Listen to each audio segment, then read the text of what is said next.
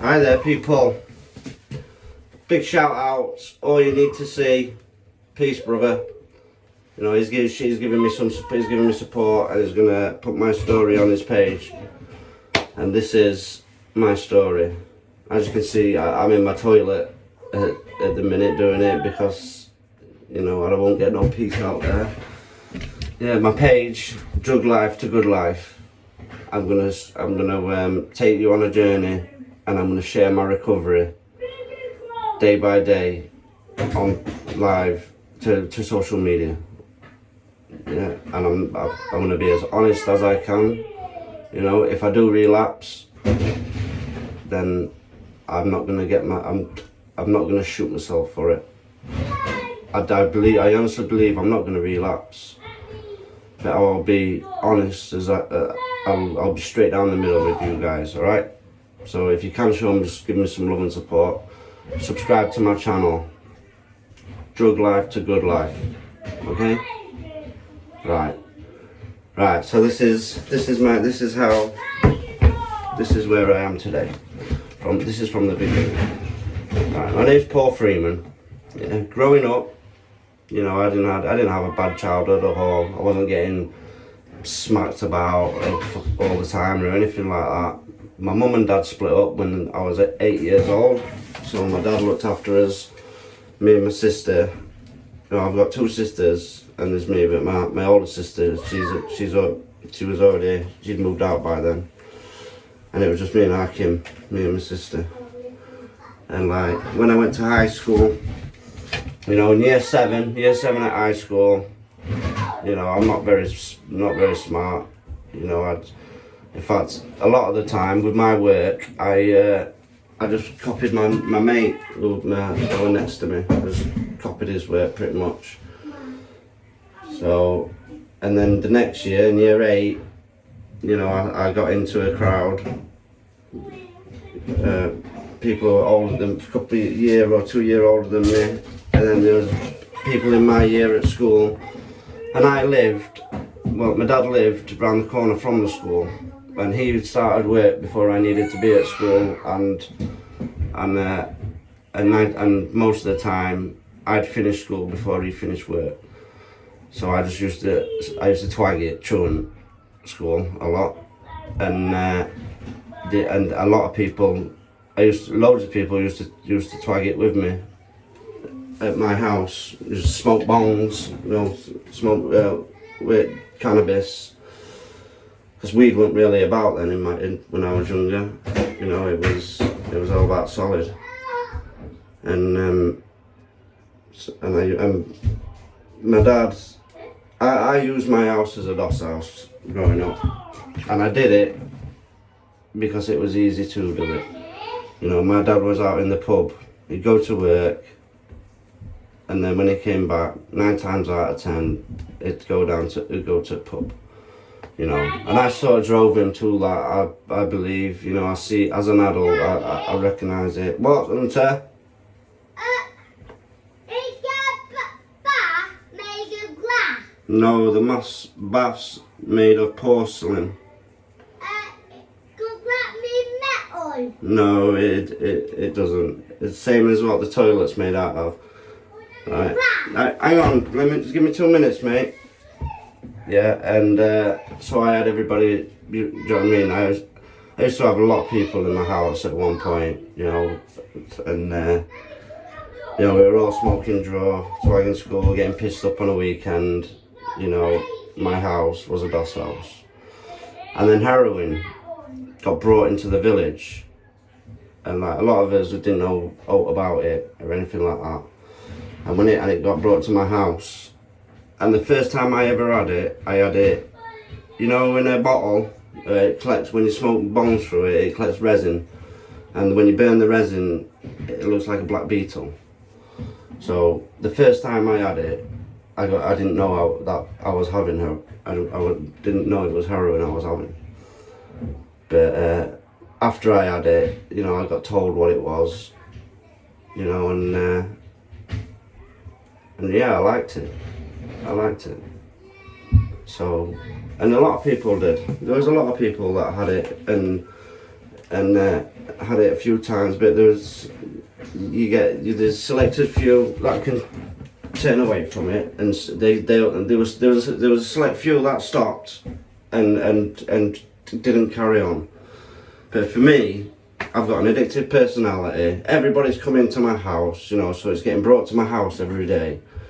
I was doomed, man. There was no way, even if I wanted to, I couldn't get away from it. You know, I used to get victimised, I used to get bullied. So in a way, I was tiny. I was like I was really small. I was. So then, so I kept having it.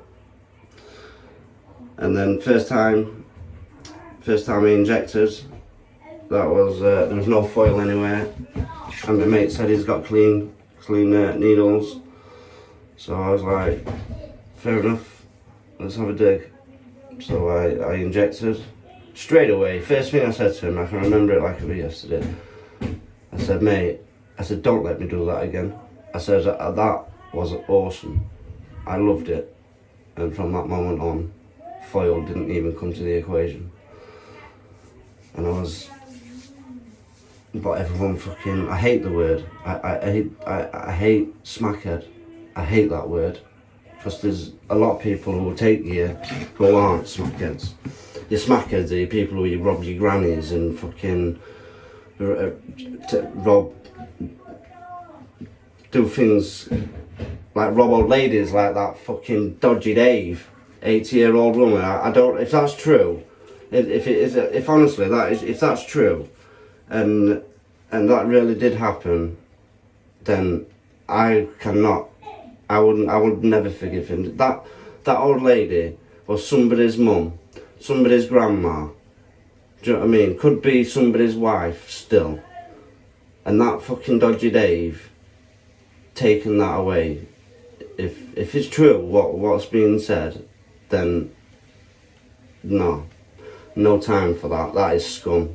I don't care how fucking you perceive yourself now and fucking on YouTube and getting all these followers and stuff. I don't give two shits, mate. That is wrong on so many levels. It is. But anyway, back to me. And yeah, so I'm addicted to heroin. Everyone's coming to my house, you know, and then it was my life became waking up. If I had something, I'd have it. If I didn't, I'd have to go into the town centre. I'd have to do a graft, you know, do shoplift, you know, and like toiletries and you could sell from shops basically. But that very first graft every morning, if you didn't have out and you was rattling, oh god, squeaky bum time, proper. It was bad. It was because if you got fucking arrested and caught, especially on a Friday, if and you knew you were getting, and you knew you weren't getting bail, and you was in there till Monday before Saturday courts came along. Wow, that was bad. Like that was bad. I remember this time. I've nearly gone over once. I've nearly had an OD'd once. But the amount of people that lives I've saved when they've gone over, you know, face gone white, blue, fucking lips gone blue, you know, straight away, fucking, they're on the way. Hang on, Hunter. And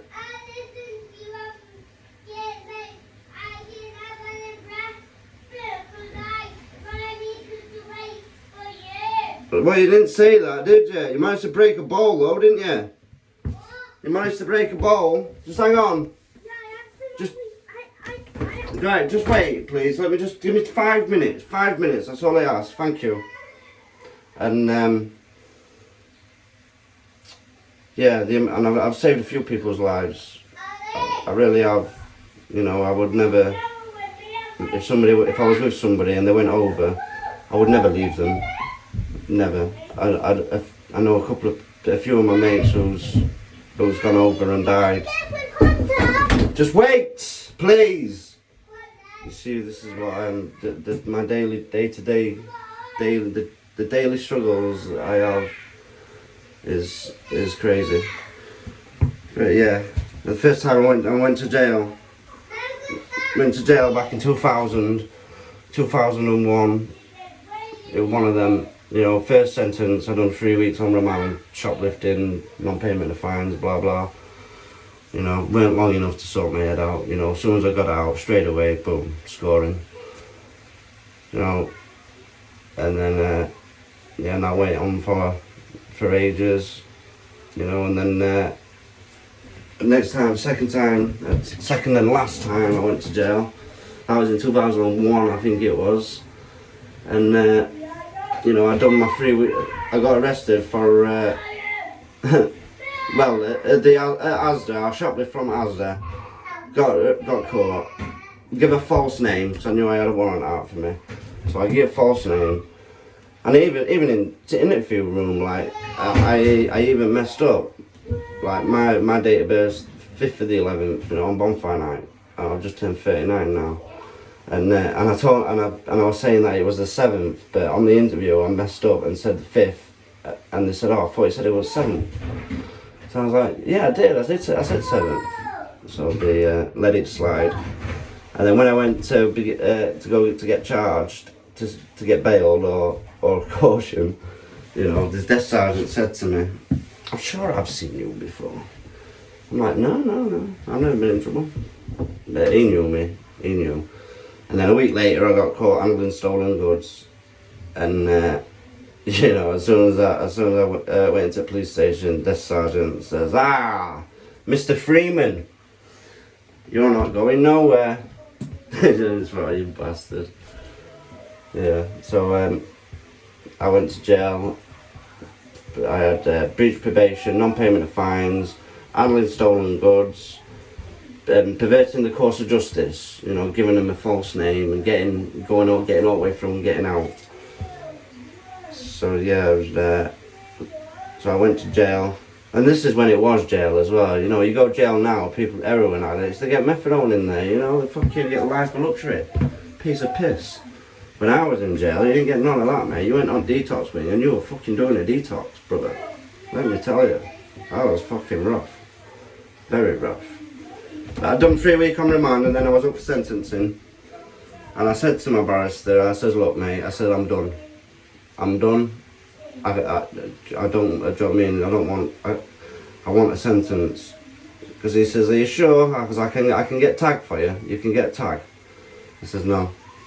I says, "Give me a sentence, man. Let me sort my head out." So I went in there. And my barrister said, my client has asked me to give him jail. You know, I said I'd be able to get him tagged, and he wants jail. And the judge, being a clever cunt, he was like, "Who says I was going to give him bail, tag? You know, who's to say I was going to give him the tag?" But anyway, he sentenced me to 10 months. You know, and I went to Donny, HMP Doncaster. And that was ace there. Association every day, gym every day, fucking education. You had it all in there. You know, I remember doing this picture of a dragon. So I like drawing, and I did this dragon in jail, and it was the most detailed picture I'd ever drawn. You know, I loved it. It was the right drawing. And then I ended up getting shipped out to Northallerton, up North Yorkshire. And when all my stuff came, when all my stuff got shipped over, everything were there apart from this dragon, and I was fucking fuming. I couldn't believe it. And also what I couldn't believe is going from Donny, with association every day, TV in your bedroom, DVD channel, video channel, radio channel, you know, telly on one day, it was you had it crushed it. To fucking Northallerton, where you get nothing. You get fuck all, no telly. Association every 3 days, I think. You know, it was hard, man. It was rough. I managed to get hold of one of them little mini tellies. I went through batteries like no tomorrow as well. That fucking, it was all about the batteries. And 1 second.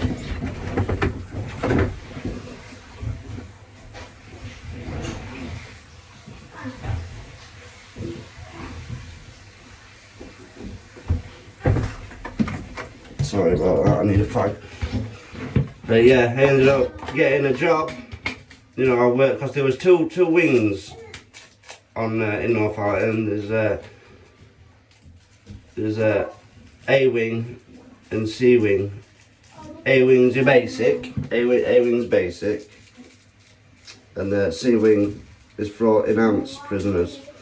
And I ended up getting a cushy little job. I was a plumber's mate, so I was going all over jail, underneath jail, fucking everywhere. It was pretty cool, and yeah, it was cushy.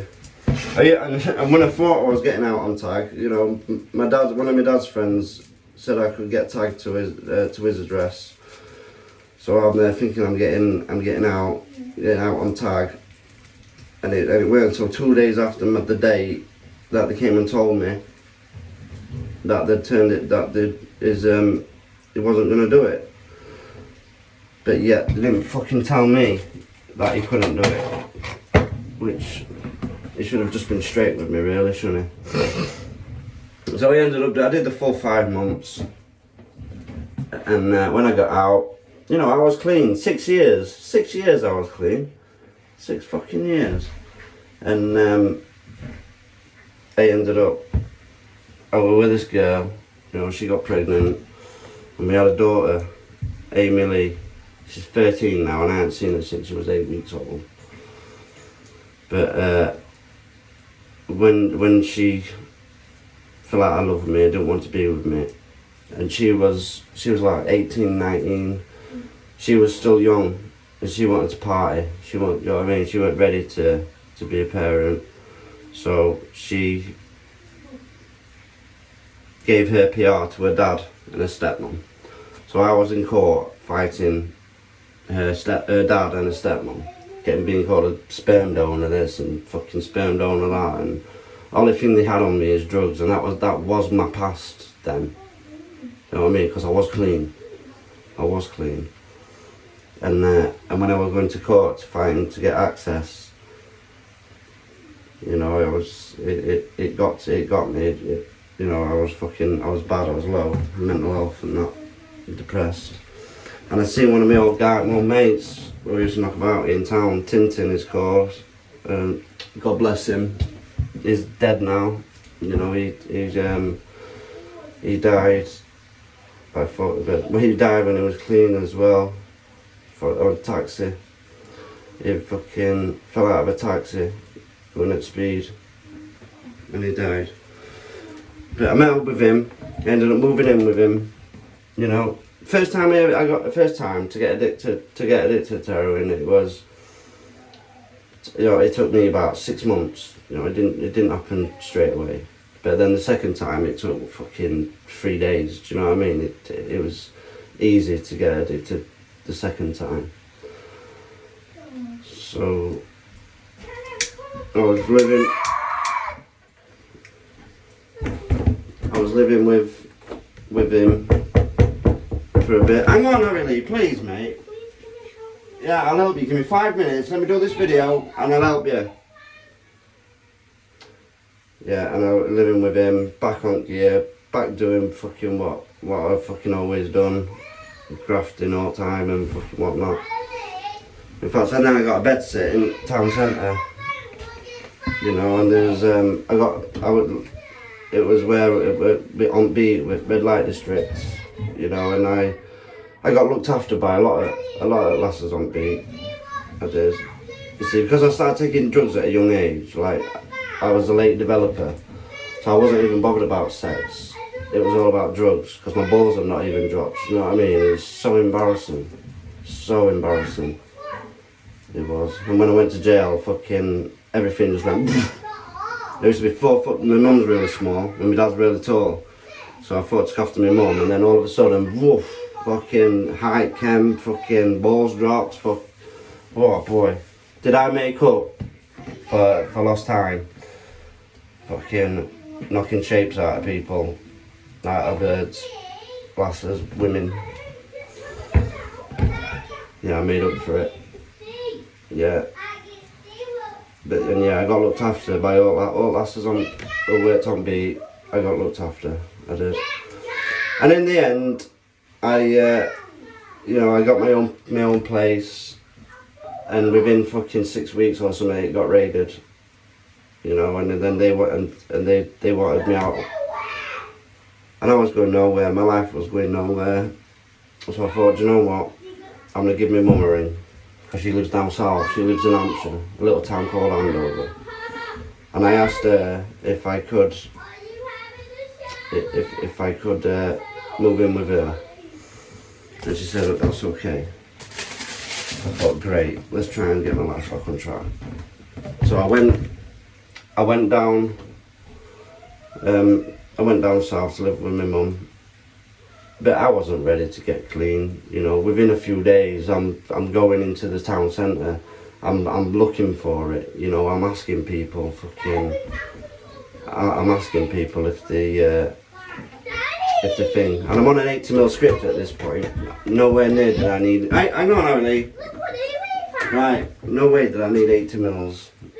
Nowhere near, but because from Doncaster, I had a script in Doncaster, and I put it up to as much as I could get. So I knew I'd be all right in Andover down south, and you know, I went looking for it. Ended up meeting a really good guy, to be fair, because he was out there looking for it as well. You know, so we went looking for it together, and you know, he was a good guy. And then what I started doing was selling my methadone, and so I could buy gear, so I could have a dig. And you know, 80mm methadone was holding me 4 days, easy. So I thought, by feeling alright for 4 days, I thought, I've done it, I've cracked it. I thought I'd be alright. So me, like an idiot, hang on. Yes. So me, like an idiot, you know, didn't go and pick my script up. And it was a bank holiday weekend as well, so I didn't pick it up. You know, 3 days had passed, script had stopped. And boy, did I feel bad. Wow, 80mm of methadone, imagine that, gets in all your fat cells and everything. And I'll tell you what, I had a rattle with aches and everything. Yes, with aches and everything for at least a month. I've been just having the odd bit of gear here, odd bit of gear there. It was, oh, don't ever try and get off methadone yourself. Don't think you can do it. I have done it twice since then, in all honesty. I have got off methadone myself twice then, but I've done it the right way, where I just cut myself down and took a sip if and when I needed it. You know, I started this game when I was 15, 39 now, and I'm done. I am done. There is enough. I'm done. I couldn't be more fucking done with this fucking devil drug. Telling you. And that's where I'm in Andover, and that's where I ended up meeting the boy's mum. I met her, and she had a fucking shit upbringing, being sexually abused by her fucking stepdad and blah blah blah. And you know, she's got a fucking split personality disorder. She's ADHD. Fucking, she was fucked. She was fucked in the head. Never let go of the past. Never moved forward. Everyone warned me about her as well. Everyone warned me about her. And then one day I said to her, I says, Kerry, I says, look, I says, we're gonna have to split up, because I'm on gear. You know, I take gear, and so we're gonna have to split up. And she says, I want to take it. She'd been around it all her life and that. She know what I mean. She weren't new to it, or she knew everything about it and everything. And I said, look, I ain't giving it you. And she said, look, if you don't give it me, I'm going to ask somebody else to do it. So in the end, I thought, well, you know, if she's going to ask somebody else to do it anyway, then I'll do it. You see, we were homeless as well. Life was hard. It was home. You know what I mean? We were homeless. I even had a job. I had a job working in court warehouse. I was working all night, and then meeting up with her after I finished, and she was finding somewhere for us to get her head down, and you can guarantee she's fucking found somewhere where they're all getting on it, coked up and pilled up and fucking pissed out their heads. Do you know what I mean? So I ended up getting sacked from that job. You know, my mum kicked me out because she found paraphernalia in the room. You know, so she kicked me out, and that's when I met Kerry in an homeless place called Dean Court. And there was something about her. She was unique. Like, she was a brilliant singer. You know, I can't take my hat off to her with how good her voice was. She was a really good singer, and something just drew me to her. And everyone, there was loads of people who were telling me not to stay away from her because she's fucking Fruit Loop. But she was a Fruit Loop. And then, Daddy, can I go in the back with Hunter? no, not with Hunter, you can't, no. You've got to wait. You've got to wait. Just wait, Harry Lee. Just wait. No, don't, I swear to God, Harry, you even dare get in the back with him when I know what he's like. No! Sorry about that. Yeah, and yeah, I met Kerry. You know, we was homeless, shoplifting every day, getting gear. And Daddy! right, I'm gonna leave it there.